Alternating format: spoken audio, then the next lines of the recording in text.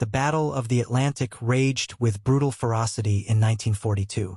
German U-boats prowled the sea lanes, sinking Allied merchant ships faster than they could be built. Britain stood on the brink of starvation. Oil, food, weapons, everything the island nation needed to fight was vanishing beneath the waves. Winston Churchill admitted it was his greatest fear, the U-boat peril. That year alone, more than 1,000 Allied ships were sent to the bottom of the sea. If the supply lines failed, the war would be lost before D-Day was even possible. But in America, a radical idea was about to transform the struggle. A solution so bold, so improbable, that it would turn the tide not with mighty battleships, but with humble cargo carriers. They would be called Liberty ships, and they would be built in days, not years. Traditionally, building an ocean-going freighter took a year or more. Skilled riveters and shipwrights labored over steel plates in shipyards, following methods that hadn't changed in generations. That pace was hopelessly slow for a war fought across 2 oceans.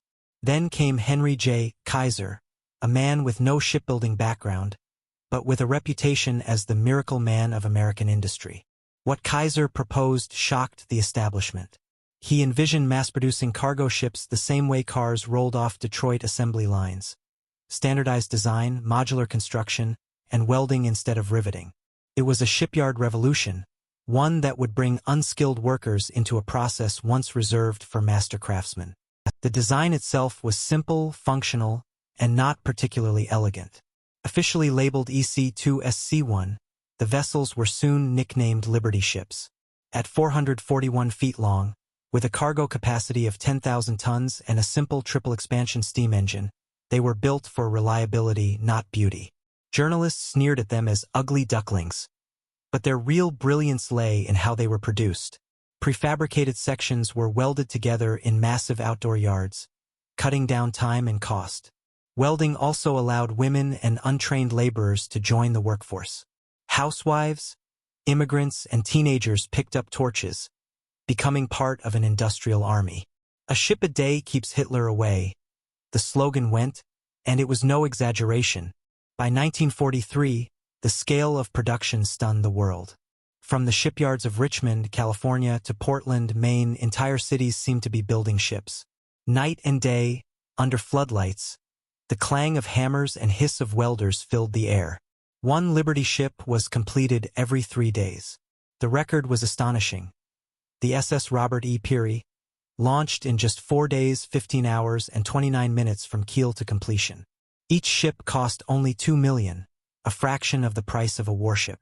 By the end of the war, 2,710 Liberty ships had been launched, built not just by experienced shipwrights, but by farmers, mothers, and clerks who had never even seen the ocean before. As these ships joined convoys, the balance of the Atlantic shifted. German wolf packs could still sink ships, but not as fast as America could replace them.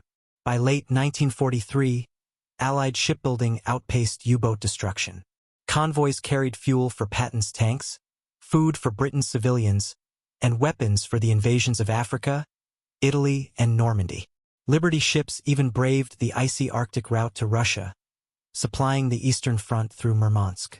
They were everywhere, in the Pacific supplying island-hopping campaigns, in Europe feeding the largest amphibious invasion in history on D-Day. Though vulnerable and sometimes prone to cracking in cold waters, they fulfilled their mission. For every Liberty ship lost, 2 more sailed to take its place. By war's end, the numbers told the story. More than 2,700 ships had been built. Over 200 million tons of cargo had been delivered across oceans once ruled by U-boats. Designed for just 5 years of service, many Liberty ships outlasted their purpose, some still carrying freight into the 1970s. They were not glamorous, and no one called them beautiful, but they were the backbone of Allied logistics, proof that democracy, when mobilized, could outproduce and outlast dictatorship. Germany invested in wonder weapons. America invested in mass production. The result was a fleet of ugly ducklings that fed nations, fueled armies, and carried victory across the seas. In the end, the Liberty ship was more than steel and rivets. It was a symbol of determination, built one weld, one worker, and 1 day at a time. It was not the warship that won the war, it was the workhorse. and history remembers it as the ship that delivered victory.